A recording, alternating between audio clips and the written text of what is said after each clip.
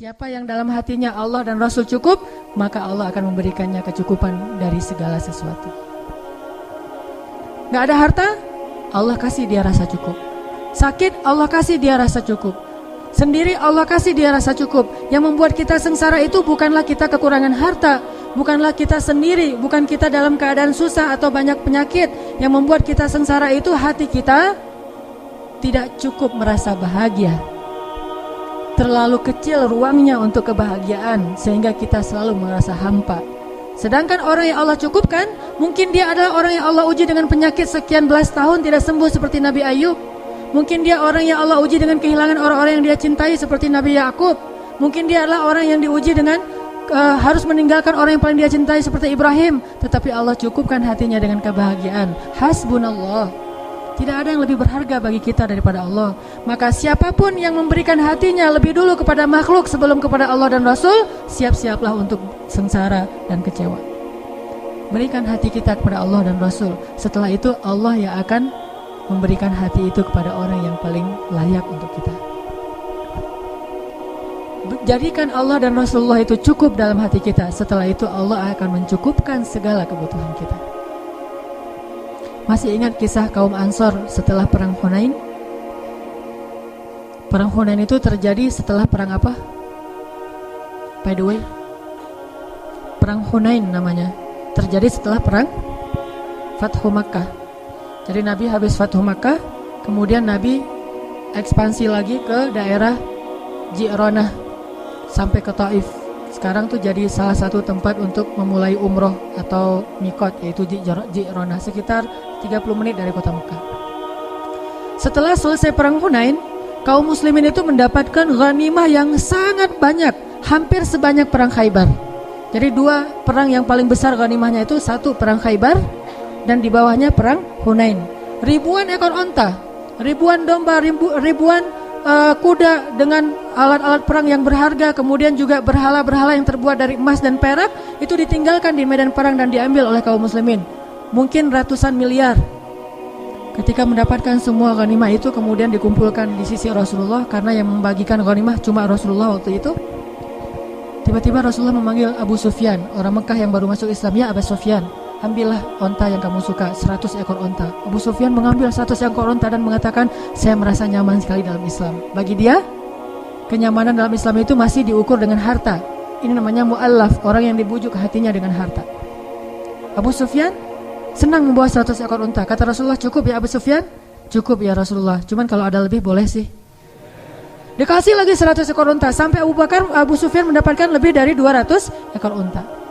Panggil lagi tokoh-tokoh Quraisy yang lain yang baru masuk Islam, dikasih lagi 100 ekor unta. Hampir semua orang Mekah itu mendapatkan unta yang lebih dari 10 ekor unta. Bahkan tokoh-tokohnya itu mendapatkan ratusan ekor unta. Setelah semuanya dibagi, ghanimah habis.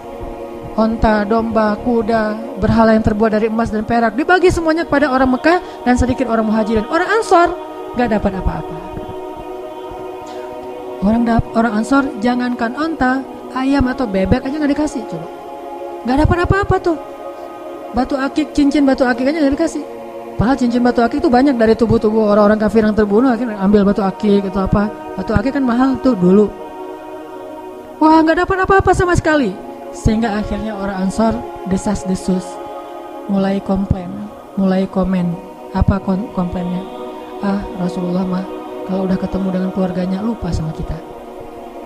Satu orang yang ngomong kayak gitu, yang lain bilang benar gitu. Akhirnya semuanya juga, oh iya benar ya Rasulullah. Ini gara-gara satu orang nih, waswasah nih, yuwaswisu fi sudurin nas. Akhirnya yang lain juga ikut kayak gitu. Iya ya, saya nggak kepikiran sampai kayak gitu, ternyata Rasulullah bisaan ya, gitu-gitu.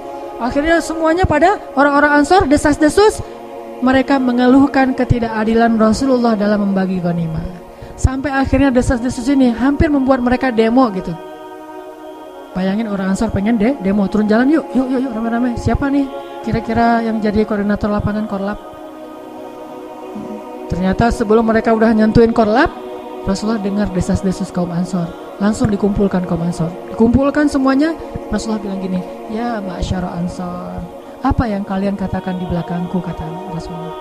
Ya gak berani atau ya kalau Rasulullah udah ngomong gitu, diem aja. Ya ma'asyara Ansor, aku sudah mendengar apa yang kalian katakan nih. Sebentar lagi ya sebelum azan, biar kita tuntasin adegannya.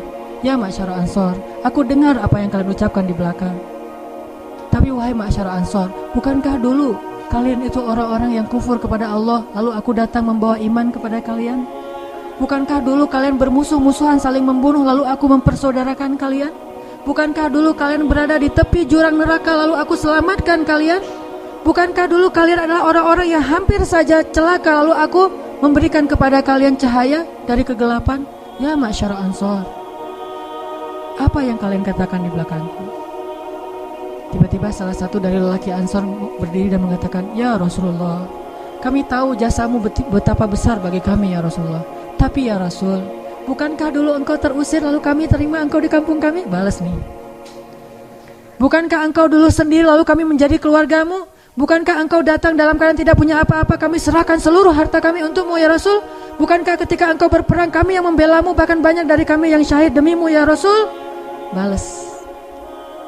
Setelah selesai itu Rasulullah mengatakan, ya ma'syar Ansar, bagaimana pendapat kalian jika orang-orang Mekah itu pulang ke kampung halaman mereka membawa sampah-sampah dunia, dan kalian pulang ke kampung kalian membawa Allah dan Rasul? Tidakkah kalian rela?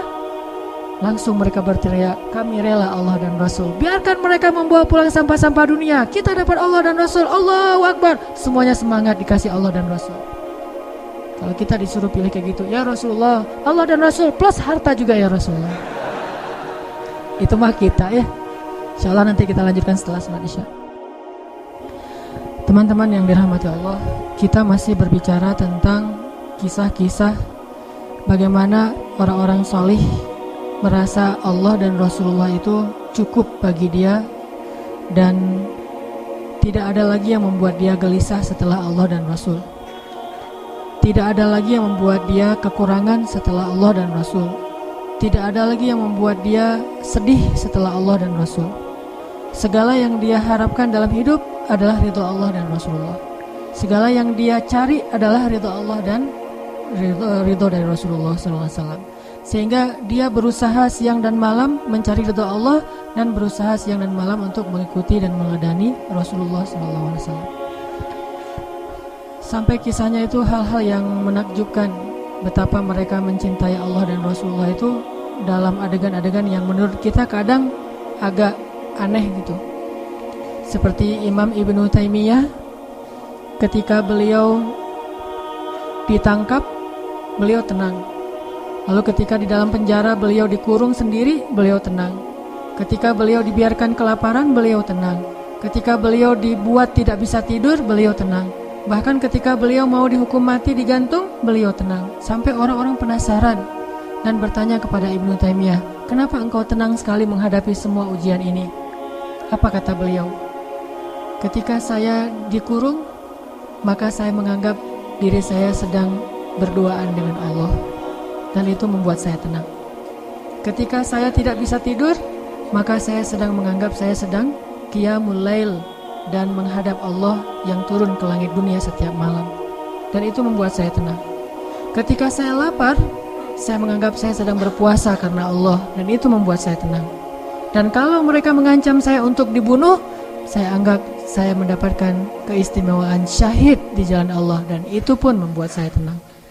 Jadi tidak ada satupun masalah di dunia itu yang membuat dia gusar atau membuat dia panik, membuat dia putus asa, karena selalu dia merasa bersama Allah Subhanahu wa taala. Hasbunallah wa ni'mal wakil. Cukup bagi kita Allah. Teman-teman pernah nggak ngerasain kalau misalnya naik motor yang biasa pakai helm, sesekali naik motor jalan jauh nggak pakai helm, kira-kira ngerasa khawatir nggak? Hariwang nggak tuh? Hariwang kan? Hariwangnya bukan karena takut kecelakaan, takut ada razia.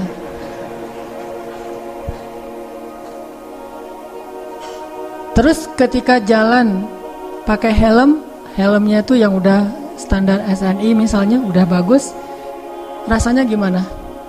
Merasa lebih tenang dengan pakai helm? Tawakalnya kepada helm.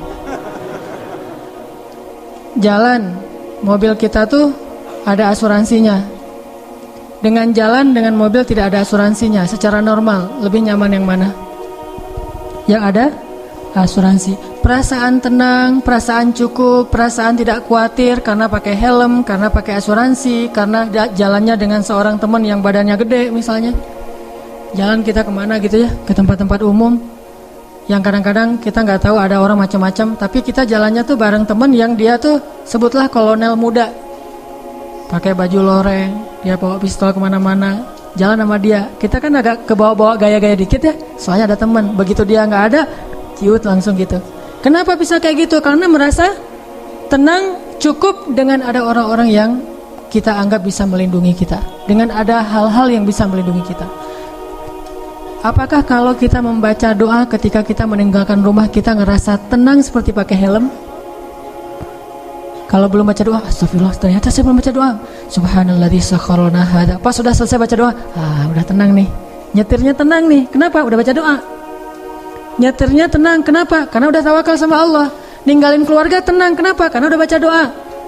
Ya Allah, saya titipkan keluarga saya kepadamu. Engkau sebaik-baik penjaga. Udah pergi tenang. Walaupun kita agak-agak sering dengar berita buruk tentang kondisi di lingkungan kita, tapi begitu kita baca doa jadi tenang. Ala bidzikrillah tatmainnul qulub. Itulah orang yang menjadikan Allah hasbi Allah.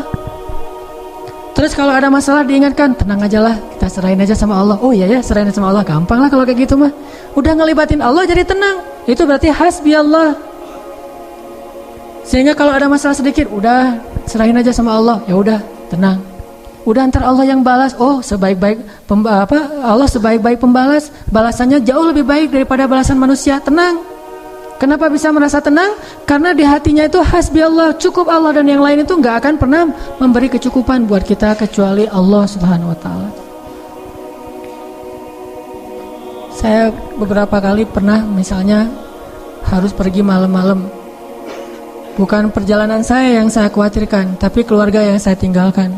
Ini gimana nih keadaan keluarga di lingkungan yang mungkin beberapa tetangga pernah kemalingan misalnya, dan tidak ada laki-laki di rumah. Saya pergi, atau namanya walaupun ada laki-laki juga, namanya perampok mungkin rame-rame, atau habis kejadian, ada rasa khawatir kan? Tapi saya harus pergi malam-malam karena ada acara qiyamul lail atau acara itikaf. Begitu keluar dari rumah, bismillahirrahmanirrahim, la haula wala quwata illa billah, subhanalladzi sakhkhara lana hadza, sampai kalimat ya Allah aku engkau anta sahibu fis safar wal khalifatu lil ahl fil ahl, engkau teman dalam perjalanan dan penjaga untuk keluarga yang saya tinggalkan. Itu jadi tenang. Kalau kita merasa dizalimi oleh orang lain, kita berdoa, ya Allah beri saya ganti yang lebih baik. Tenang.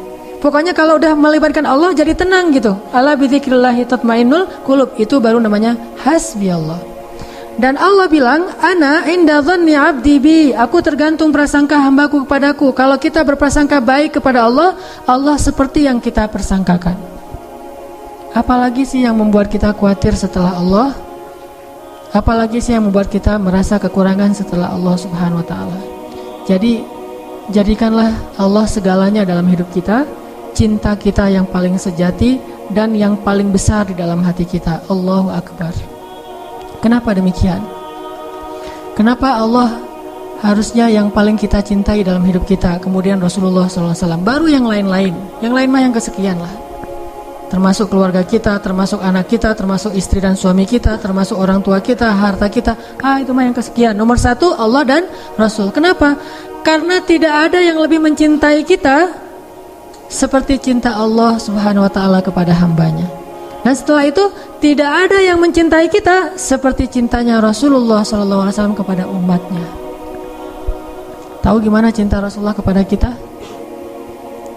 Salah satu di antara cinta Rasulullah kepada kita yang gak bisa digantikan oleh siapapun, termasuk oleh orang tua kita. Ayah ibu kita gak bisa mencintai kita seperti cinta Rasulullah. Pasangan kita yang katanya sehidup semati gak bisa mencintai kita seperti cintanya Rasulullah. Gimana cintanya Rasulullah? Nanti di padang mahsyar Allah Subhanahu wa taala berfirman, yauma yafirrul mar'u min akhihi wa ummihi wa abihi wa sahibatihi wa banihi likulli imri'in minhum yawma idzin sya'nun yughni. Hari ketika seorang ayah lari dari anaknya, seorang suami lari dari istrinya, istri lari dari suaminya, anak lari dari orang tuanya, pasangan lari dari pasangannya, sahabat lari dari sahabatnya. Likulli imri'in yawma idzin, pada hari itu semua orang sya'nun yughni, sibuk ngurus diri sendiri, kecuali satu orang. Semua orang, Nabi Adam, Nabi Nuh, Nabi semua anbiya dan semua manusia pada hari itu yauma idzin sya'nun yughni, likulli imri'in minhum yauma idzin sya'nun yughni. Semuanya sibuk dengan diri sendiri. Udah lupa tuh, kita dikuburin satu liang lahat dengan pasangan sejati kita, tapi pas kita bangkit kita nggak akan lihat ke sebelah kanan kiri kita. Dia juga nggak usah kegeeran, dia juga akan ngelihat kita kok. Saya nggak akan lihat dia, tapi dia pasti ngelihat saya nih. Nggak usah GR. Di hari akhirat itu nggak perlu GR, karena dia juga nggak bakalan lihat, nggak akan ingat sama kita tuh. Kita lihat, misalnya kita manggil dia panggilan kesayangan kita, Beb, say gitu ya, say, gini panggil dia pergi aja tuh. Kenapa nih orang pergi? Jangan-jangan dia udah lupa ingatannya, belum balik, soalnya udah kelamaan tidur di dalam kubur gitu misalnya. Nggak, likulli imri'in yauma idzin sya'nun yughni, nggak peduli. Dia ngelihat kita, dia tahu ini suami saya nih, dia tahu ini anak saya nih, dia tahu ini orang tua saya, dia tahu bahwa dia adalah kekasih kita adalah kekasihnya, dia tahu. Tetapi saking takutnya dia terhadap dirinya dan saking dia mementingkan dirinya, pada hari itu dia nggak peduli dengan kita. Bahkan nauzubillah, kalau kekasihnya di sebelah diseret oleh malaikat, dia nggak akan nolong kita dia mah. Dia yang penting selamat. Saya udah selamat. Kekasihnya ya terserah.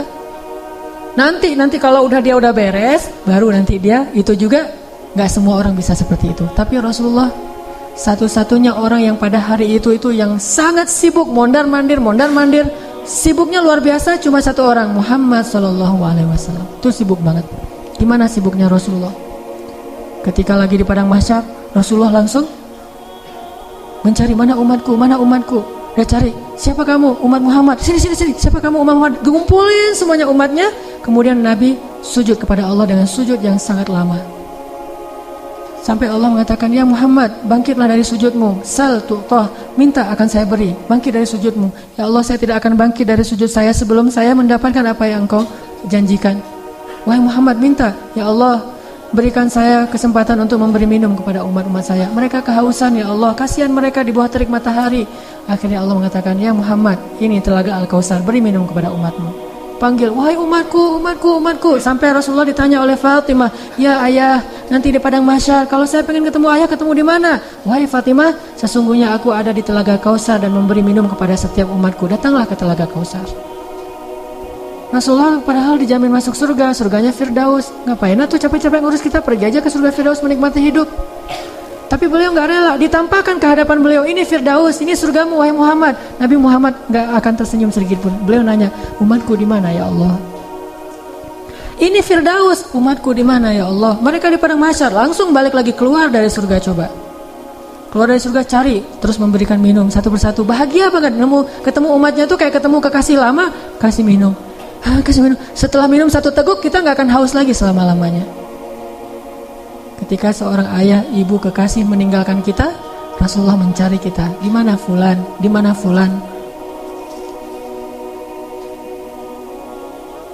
Honda Space motor,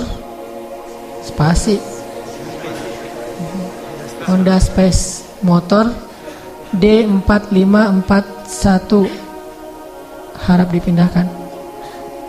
D811NN jok putih di depan pintu gerbang, segera dipindahkan.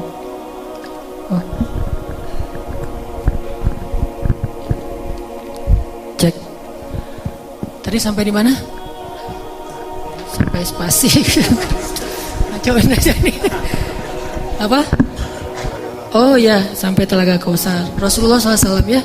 Jadi ketika semua orang ngelupain kita, dan gak salah mereka ngelupain kita, karena kita juga ngelupain mereka. Jadi jangan ke istri ya ngomongnya, Mama, Papa gak akan cinta-cinta banget sama Mama. Kenapa Pak? nanti mama pasti akan ngelupain papa. Enggak kok pak, nggak akan lupa. Lupa. Kapan pak? Nanti di akhirat. Oh iya, papa juga gitu kan? Iya sih. Di situ emang semua orang saling melupakan, dan saling melupakan itu bukan karena Allah mencabut memori dan ingatan kita, karena memang kita mementingkan diri sendiri kecuali Rasulullah SAW. Di mana umatku ya Allah? Kasih minum satu-satu. Setelah dikasih minum, Rasulullah SAW sujud lagi. Ya Muhammad, kenapa engkau sujud? Sujudnya lama banget sambil menangis di hadapan Allah. Ya Rabbi, ya Rabbi, ya Rabbi. Terus Allah mengatakan, bangun ya Muhammad, aku berikan apa yang kau minta. Ya Allah, selamatkanlah umatku dari sirat. Langsung Nabi meminta kepada Allah kayak gitu, kata Allah, maka tunggulah mereka di ujung sirat.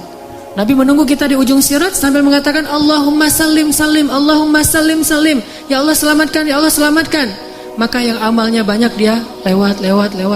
Ada juga yang jatuh ke dalam neraka. Rasulullah ketika tahu umatnya masih banyak yang di dalam neraka, langsung sujud lagi di hadapan Allah. Sujud yang sangat lama. Allah mengatakan, ya Muhammad, bangkitlah dari sujudmu, apa yang kau inginkan? Ya Allah, selamatkanlah seseorang dari api neraka yang di dalam hatinya ada iman walaupun sekecil biji kurma. Akhirnya kata Allah, selamatkan mereka yang ada iman sekecil biji kurma di dalam neraka. Nabi langsung pergi ke pintu neraka mencari umatnya. Wahai malaikat, cari umat saya yang ada iman sekecil biji kurma dan selamatkan mereka. Dikeluarin. Ketika ketemu dengan Rasulullah, mereka dalam keadaan habis disiksa luar biasa. Wajah mereka, tubuh mereka rusak parah. Rasulullah melihat mereka dengan air mata kasihan, memeluk mereka, dipersilakan masuk ke surga. Setelah selesai udah nggak ada lagi malaikat, udah nggak ada lagi. Balik lagi ke hadapan arasy Allah. Di bawah arasy Allah, Nabi sujud lagi yang lama. Dalam sujud lama itu kemudian Nabi menangis. Allah berkata, ya Muhammad, kenapa menangis? Ya Allah, selamatkanlah umat saya dari api neraka yang mereka di dalam hatinya ada iman sekecil biji jagung. Sekecil jagung. Kata Allah, aku izinkan. Akhirnya Nabi Muhammad lari lagi ke neraka. Wahai malaikat, keluarkan yang ada iman sekecil jagung. Keluar lagi sekian ribu, sekian juta umat Nabi Muhammad. Udah selesai semua, udah nggak ada sisa. Balik lagi di bawah arasy Allah, sujud lagi yang lama, nangis lagi sepanjang waktu yang cukup lama. Sampai Allah bertanya, ya Muhammad, bangkit. Apa yang kau inginkan ya Allah? Keluarkanlah umatku yang di dalam neraka, yang di dalam hatinya ada iman sekecil biji sawi, zarrah. Kata Allah, aku izinkan. Lari lagi ke neraka, selamatin lagi. Balik lagi, sujud lagi, ya Allah. Kata Allah, ya Muhammad, apa lagi ya Muhammad? Bukankah aku sudah menyelamatkan banyak dari umatmu? Ya Allah, demi kasih sayang yang engkau miliki, selamatkanlah umatku yang mereka tidak punya amal kecuali hanya mengatakan la ilaha illallah. Kata Allah, aku izinkan. Nabi Muhammad kemudian lari ke neraka menyelamatkan kita dengan seizin Allah. Makanya Nabi mengatakan, katakan la ilaha illallah, baru aku bisa menyelamatkan kalian. Ketika pamannya mau meninggal, apa kata Nabi? Wahai paman, ucapkan kunci surga la ilaha illallah biar aku bisa nyelamatin paman. Walaupun gak ada amal sama sekali, tapi pamannya dengan takdir Allah tidak mengucapkan. Sibuk Rasulullah sepanjang padang mahsyar yang panas, kemudian di sirat, kemudian di depan pintu neraka, terus sibuk untuk memikirkan ummati. Ya Rabbi, kaifa ummati? Gimana umatku ya Allah? Rasulullah hanya membukakan pintu surga untuk kita, tapi beliau tidak masuk surga. Kita yang disuruh masuk surga, beliau keluar lagi, sibuk lagi dengan yang lain. Kita yang difikirkan oleh Rasulullah SAW. Apakah orang tua kita bisa melakukan itu nanti di akhirat? Tidak. Cinta yang paling besar dari Rasulullah. Enggak lupa sama kita, kenal juga enggak. Bahkan kita berselawat kepada beliau aja males. Beliau tidak menyelamatkan, ya Allah selamatin aja orang yang berselawat kepada saya. Yang enggak mau selawat enggak usah. Enggak. Yang ada iman sekecil zarrah, yang ada iman sekecil jagung, yang ada iman sekecil biji kurma, enggak masalah, yang penting umatku ya Allah, selamatkan mereka. Sampai pernah orang kalau sakaratul maut itu kan sakitnya luar biasa ya. Dan kita tahu adegan sakaratul maut Rasulullah. Apa yang beliau panggil? Ummati. Umatku. Ketika beliau haji wada, apa yang beliau ucapkan? Sampaikan apa yang kalian dengar ini kepada umatku yang tidak mendengar, kepada kaum muslimin yang tidak mendengar. Akhirnya riwayat itu sampai kepada kita. Terus mikirin kita. Hingga suatu hari Nabi lagi duduk bersama sahabat. Nabi bilang gini, wahai para sahabat, tahukah kalian siapa manusia yang paling dicintai oleh Allah? Dan aku juga mencintainya. Kata para sahabat, para nabi ya Rasul. Kata Rasul, kalau para nabi wajar dicintai oleh Allah. Mereka itu adalah utusan-utusan Allah. Mereka dapat wahyu dari Allah. Mereka langsung berbicara dengan Allah seperti Musa. Wajar dicintai oleh Allah, tapi bukan itu maksud saya. Oh, kalau gitu para sahabat-sahabat Nabi seperti kami ya Rasul.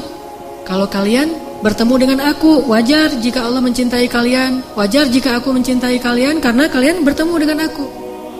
Dan kalian menjadi orang-orang yang langsung melihat mukjizatku. Tapi ada yang lebih dicintai oleh Allah daripada kalian. Siapa ya Rasulullah? Mereka adalah umatku yang datang setelah kalian. Mereka tidak pernah melihat aku, tetapi mereka beriman kepadaku dan mencintaiku, mengikuti sunnahku. Aku rindu kepada mereka. Kalian adalah sahabat-sahabatku, tapi mereka adalah keluargaku, kata Rasulullah SAW. Kita ini dianggap keluarga Rasul, Ahlul Bait loh. Bukan kita yang ngaku-ngaku Rasulullah keluarga kita. Itu mah wajar banget, orang kita orang biasa, Rasulullah orang luar biasa. Tapi Rasulullah ngaku kita sebagai keluarganya. Padahal Rasulullah tahu nggak semua dari kita itu setia kepada beliau. Yang marah ketika nama beliau dicoreng, yang marah ketika tentang beliau itu diselewengkan, yang marah ketika beliau dihina. Nggak semua dari kita punya kesetiaan yang besar kepada beliau. Tapi beliau menganggap kita keluarganya. Beliau rela menghabiskan hidupnya dalam kesusahan demi supaya hidayah ini sampai kepada kita. Siapa sih yang mau susah payah untuk kita kalau bukan karena mencintai kita? Siang malam hartanya habis, dihina, dicela, diusir dari kampung halamannya. Apa yang beliau harapkan? Supaya hidayah ini sampai kepada seluruh manusia. Itu yang paling beliau harapkan. Sampai pernah Rasulullah lagi duduk lewat seorang orang Bani Israel lagi menggotong jenazah gitu. Rasulullah nangis. Lalu para sahabat bertanya, ya Rasulullah, kenapa engkau menangis? Kan yang meninggal itu bukan Muslim tapi Bani Israel. Kata Rasulullah, saya menangis karena saya belum sempat mendakwahi dia sehingga dia mati dalam keadaan kufur. Saking cintanya Rasulullah kepada umatnya. Dan bahkan dengan seizin Allah, Rasulullah SAW sering berdoa untuk kita. Di antara doa-doa yang sering beliau ucapkan di malam hari ketika beliau tahajud. Beliau kalau tahajud itu bukan ngedoain diri sendiri, Allah masukkan saya ke surga, bukan. Justru itu Allah menjaminkan itu kepada beliau karena beliau sering mendoakan kita. Ya Allah umatku di Palestina, ya Allah umatku di Syam, ya Allah umatku di Yaman dan yang mengikuti arah Yaman dan seterusnya sampai ke kita. Semuanya didoakan di dalam solat malamnya Rasulullah SAW. Sehingga akhirnya hidayah ini sampai kepada kita. Ini baru Rasulullah, belum lagi cinta Allah kepada kita.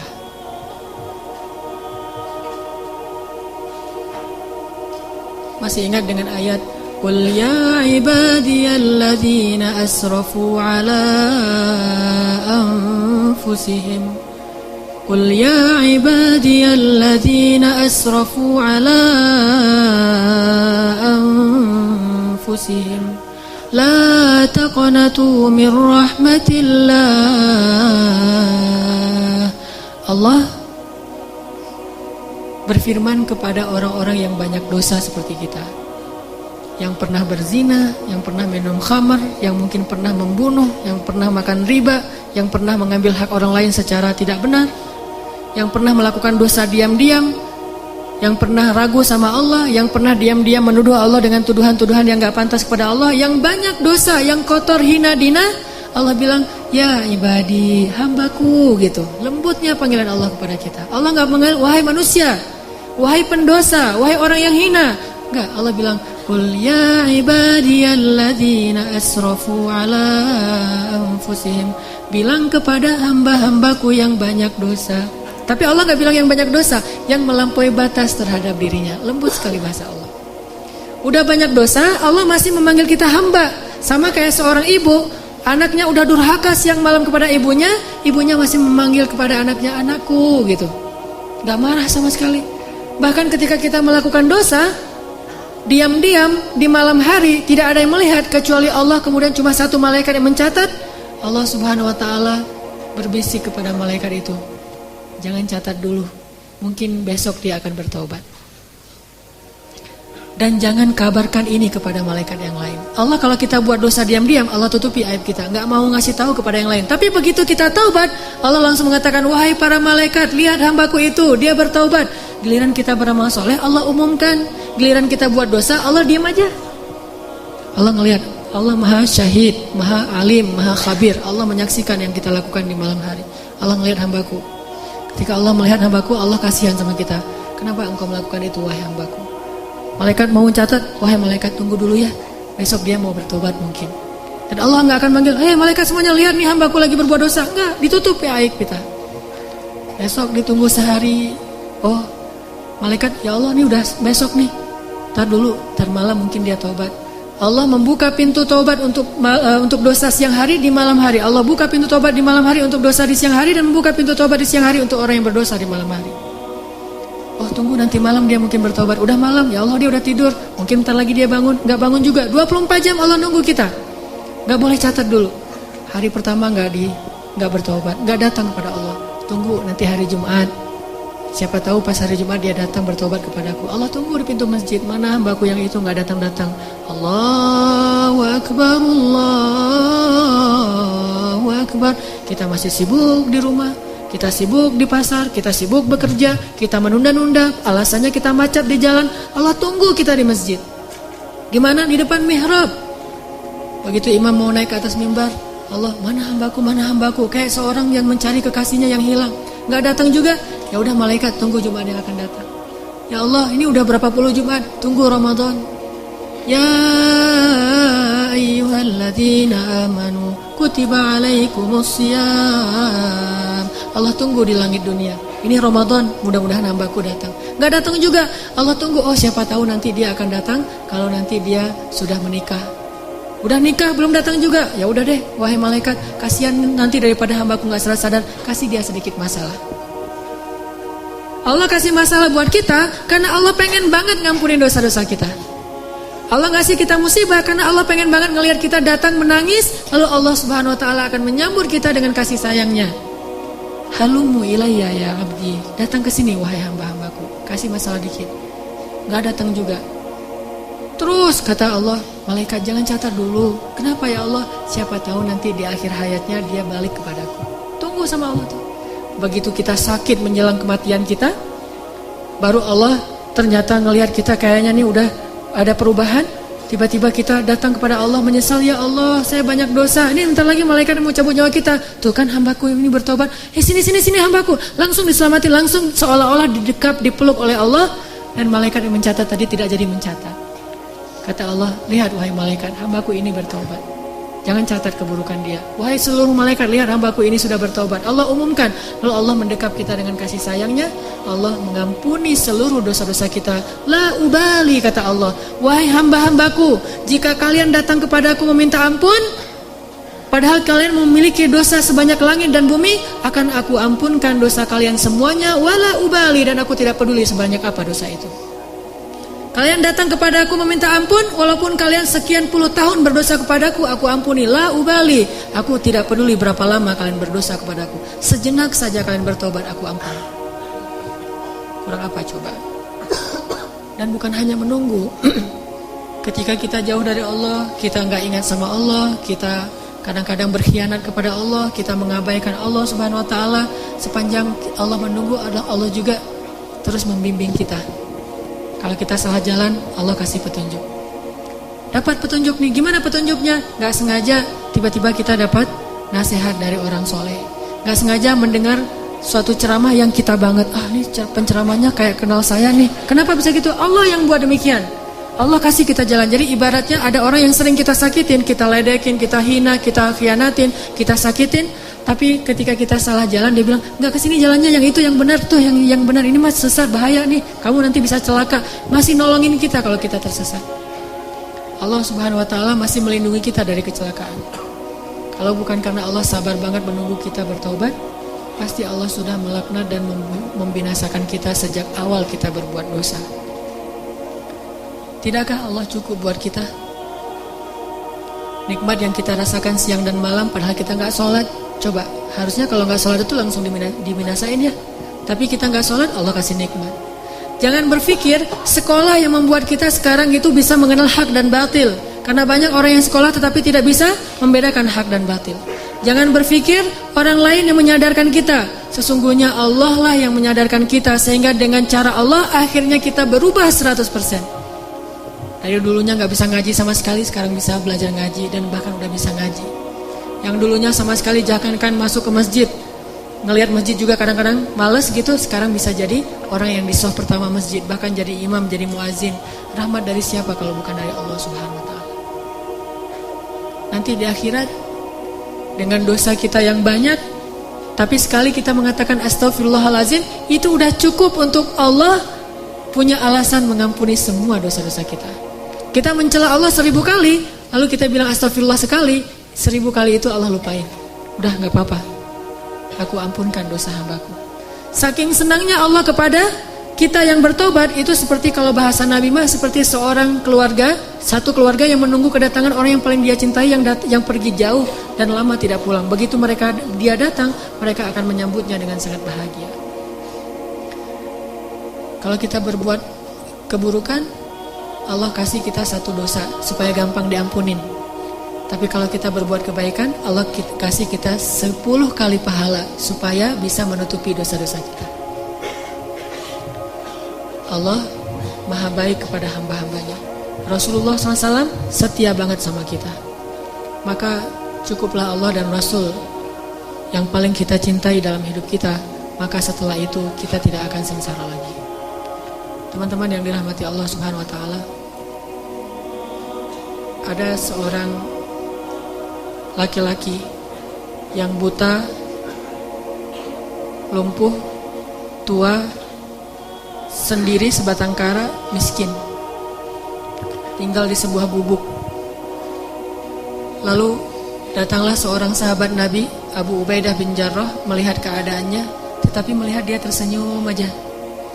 Abu Ubaidah bertanya, "Ya Syekh, Anda ini buta, miskin, fakir malah, sendiri tinggal di gubuk, gak ada yang ngerawat, udah gitu lumpuh lagi, udah tua renta, lemah luar biasa. Tapi kenapa Anda terlihat wajahnya berseri-seri bahagia dan selalu mengatakan Alhamdulillah, Alhamdulillah, Alhamdulillah." Abu Ubaidah bertanya, "Kenapa engkau sangat bersyukur? Apa nikmat yang engkau dapatkan?" Kata Syekh ini, "Saya merasa orang paling beruntung di muka bumi." Lah, kayak gini keadaannya tapi ngerasa paling beruntung di muka bumi. Kenapa engkau merasa paling beruntung di muka bumi? Ya, Allah memberikan kepada saya 2 nikmat yang tidak diberikan kecuali kepada orang yang sedikit sekali. Nikmat yang sangat berharga. Nikmat apa itu, hai Syekh? Lisanan dzakira wa qalban syakira. Allah berikan kepada saya 2 nikmat, yaitu lisan yang senantiasa bisa terus berzikir dan hati yang selalu bisa bersyukur. Dan saya merasa sangat bahagia dengan 2 nikmat itu. Lisan yang terus berzikir, hati yang terus bersyukur, dan itu sudah cukup buat saya. Artinya apa? Orang kalau sudah menjadikan Allah segalanya dalam hidupnya, bisa menyebut nama Allah aja, bisa mensyukuri nikmat Allah yang walaupun kalau dilihat orang lain tidak ada nikmatnya kecuali yaitu lisan yang bisa berzikir, itu udah membahagiakan. Gimana dengan kita yang bukan orang tua, bukan orang miskin, bukan orang fakir, bukan sebatang kara, bukan orang buta? Kenapa kita tidak bisa bahagia seperti dia? Karena kita tidak menjadikan Allah segalanya dan cukup di dalam hati kita. Karena Allah tidak segalanya dan cukup dalam hati kita. Padahal kalau kita libatkan Allah dalam hidup kita, Allah akan selesaikan semua urusan kita. Masih ingat kisah 2 orang yang saling berhutang tapi pakai nama Allah? Kita mah kalau berhutang pakai apa? Notaris ya, juru tulis, pakai admin, pakai saksinya manusia. Ini enggak, Allah yang dilibatin. Jadi ada 2 orang, dua-duanya soleh, saling berhutang. Si A berhutang ke si B. Kata si A, "Akhi, boleh saya berhutang, saya butuh uang." "Oh boleh. Dikasih duit berapa? 100 dinar. Dikasih 100 dinar. Setelah dikasih 100 dinar, yang punya uang bilang, "Ini nanti saksinya siapa nih? Kita cuma berdua." Kata orang yang berhutang, "Boleh enggak kalau saksinya Allah?" Kata yang memberi hutang, "Oh, kalau Allah boleh. Allah tuh sebaik-baik saksi." "Ya saya setuju. Ya udah saya serahin nih duitnya." Allah sebaik-baik saksi. Udah gitu kepikiran lagi, nanti bayarnya kapan? Beri saya waktu 1 tahun. Kalau kamu nanti 1 tahun gak sanggup bayar, gimana jaminannya? Siapa yang menjamin? Kata orang itu, "Boleh gak? Saya emang gak punya jaminan apa-apa. Kalau Allah aja yang jamin, boleh gak?" Kata dia, "Allah? Ya. Wah, Allah sebaik-baik penjamin. Boleh banget. Bang, kalau Allah yang menjadi penjamin, udah gak khawatir dah." Ya udah, sah gitu. Udah ambil duitnya 100 dinar. Pulang dia, ternyata beda pulau. Selang beberapa lama setelah jatuh tempo, dia udah ngumpulin uang 100 dinar, mau dia balikin, dia mau nyebrang nih. Ternyata dengan seizin Allah, takdir Allah terjadi badai, sehingga tidak ada perahu yang berani menyeberang. Yang punya uang, nungguin di balik lautan, dia nunggu di pantainya. Mudah-mudahan hari ini dia datang membayar hutang saya, karena saya kenal dia orang yang jujur, amanah, baik hati, pasti dia akan datang. Ditunggu, nggak datang-datang. Ternyata dia nggak bisa nyebrang. Tapi sebelum orang yang tadi mau nganterin duit itu pulang, karena dia sudah janji mau datang, dia paksain, akhirnya uang itu dia taruh di dalam sebuah batang kayu. Kemudian kayu itu dia hanyutkan ke dalam lautan sambil berkata, "Ya Allah, dulu ketika kami berhutang." Dia bertanya, "Siapa saksi?" Saya bilang, "Engkau lah saksi." Kata dia, "Engkau sebaik-baik saksi." Lalu dia bertanya, "Siapa yang menjamin?" Saya bilang, "Engkau lah penjamin." Kata dia, "Engkau sebaik-baik penjamin." "Ya Allah, saya sudah melibatkan engkau dalam urusan kami." Dan dia juga ridho dengan hal itu. "Hari ini dengan takdirmu saya tidak bisa menyeberang. Mudah-mudahan dengan saya mengirimkan uang lewat sebatang kayu ini, engkau menyampaikan kepada orang itu, karena engkau sebaik-baik saksi dan sebaik-baik penjamin." Dihanyutkan, bismillah tawakkaltu ala Allah. Orang yang nunggu di seberang, karena udah sore akhirnya dia pulang. Sebelum dia pulang, dia lihat ada sebatang kayu yang terapung-apung. Dia ambil untuk jadi kayu bakar di rumahnya untuk menghangatkan tubuh. Pas dia belah di rumahnya, dia temukan bungkusan dan dia buka, ada uang 100 dinar. Ada surat di situ, "Akhi, maaf saya nggak bisa menyeberang, soalnya terjadi badai yang luar biasa di sebelah sana.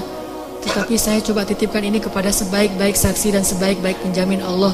Mudah-mudahan sampai kepadamu." Ketika dia baca itu, dia langsung bertakbir, Allahu Akbar, hasbunallah wa ni'mal wakil. Mungkin kita nggak bisa kayak gitu dalam hutang piutang. Mau hutang piutang kayak gitu? Kita datang ke salah satu finance, "Pak, saya mau kredit motor." "Oh ya Mas, silakan kredit motor nih, ada beberapa produk nih dari kita nih yang setahun, 2 tahun, 3 tahun. "Oh boleh, saya mah 3 tahun aja biar gampang gitu." "Oh ya. Jaminannya apa? Ada BPKB atau apa gitu? Atau slip gaji atau apa?" "Boleh nggak? Allah aja yang jadi jaminannya." Ada yang mau kayak gitu? Kenapa nggak mau? Karena Allah tidak cukup buat kita. Mungkin cukup buat kita, tidak cukup buat orang yang berhutang. Kita mah udah baik-baik. Oh, Allah sebaik-baik saksi, Allah sebaik-baik penjamin. Wah, orang kayak gini bakal rugi. Kenapa? Semua transaksi dia tuh gagal karena dia berhadapan dengan orang yang tidak beriman. Tetapi kalau sama-sama beriman, masalahnya satu beriman, satu tidak. Memang gak akan rugi, tetap Allah ganti. Cuman masalahnya kan agak-agak melas gitu ya. Gimana uang saya gak balik-balik, ada aja alasan. Saya ketuk pintu rumahnya gak dibukain, saya telepon gak diangkat, saya SMS gak di-read. Ini kalau kita berinteraksi dengan orang yang tidak menjadikan Allah sebagai hasbiyallah. Setidaknya kalau kita bertransaksi, ucapkan bismillahirrahmanirrahim. Kita mau tidur, bismillahirrahmanirrahim. Libatin Allah dalam semua aktivitas kita deh. Dan itu cukup sekali buat kita. Gak akan rugi. Satu-satunya nama yang kalau kita ucapkan itu gak rugi adalah nama Allah. Kita nyebutin nama ibu, kadang gak ngaruh. Tapi kalau kita nyebut nama Allah subhanahu wa ta'ala, itu luar biasa buat kita. Bahkan orang yang ahli maksiat pun kalau nyebut nama Allah, Allah selamatkan. Sedikit aja kita nyebut nama Allah, Allah udah langsung mengubah takdir untuk kita. Masih ingat kisah orang laki-laki di zaman Nabi Musa? Nabi Musa tanya kepada Allah, "Ya Allah, siapakah orang yang paling rendah nilainya di matamu di antara umatku?" Kata Allah, "Itu laki-laki yang kalau sholat paling belakang."